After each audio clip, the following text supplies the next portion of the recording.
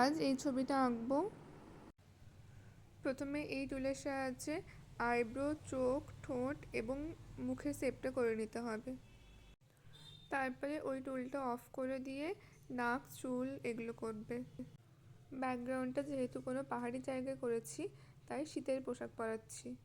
Front face থাকলেও body কিন্তু সামনের দিকে ঘুরে নেই, এটা খেয়াল করবে।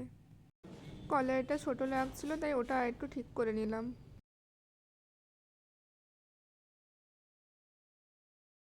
রাফ হয়ে যাওয়ার পর অন্য লেয়ারে এই ব্রাশ দিয়ে আউটলাইনটা আবার করে নিচ্ছি।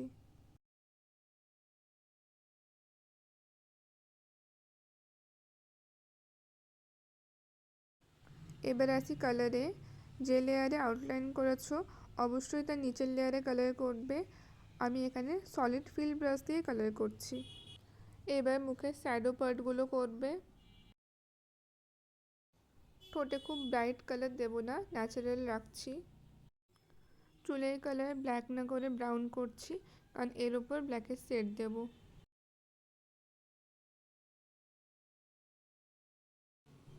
এবার চোখের সাদার অংশটাতেও হালকা করে শেড দিয়ে দিচ্ছি।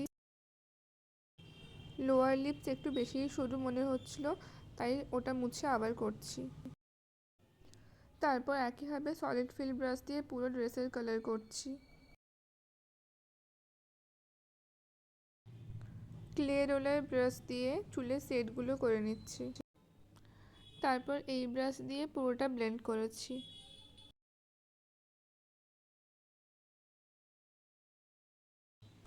এবার ব্যাকগ্রাউন্ডের কাজ শুরু করছি। পাহাড়টা করার জন্য প্রথমে গ্রিন বেস কালার দিয়ে তার উপরে কিচেন স্পঞ্জ ব্রাশ দিয়ে লাইট এবং ডার্ক গ্রিন দিচ্ছি। তারপর ব্রাশের সাইজ কমিয়ে পুরোটাকে ব্লেন্ড করছি। এখানে পেছন থেকে সামনের দিকে লাইট থেকে ডার্ক কালার করব। তারপর ব্লেন্ডটা দুটো স্টেপে করেছি। প্রথমে থিক অয়েল এবং পরে ড্রাই ব্রাশ দিয়ে করেছি এবং ব্লেন্ড করার সময় ব্রাশ নিচ থেকে উপরের দিকে টেনেছি।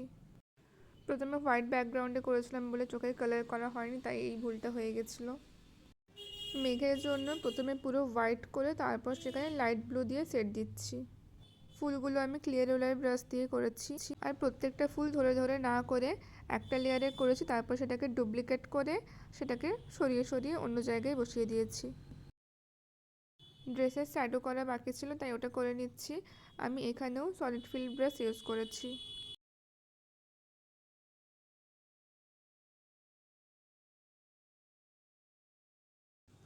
আইব্রোটা বেশি সরু লাগছিল, তাই ওটা ঠিক করলাম। আর চুল উড়ছে বোঝানোর জন্য আরও কিছু সরু সরু চুল করে দিলাম। এখানেই ছবি কমপ্লিট।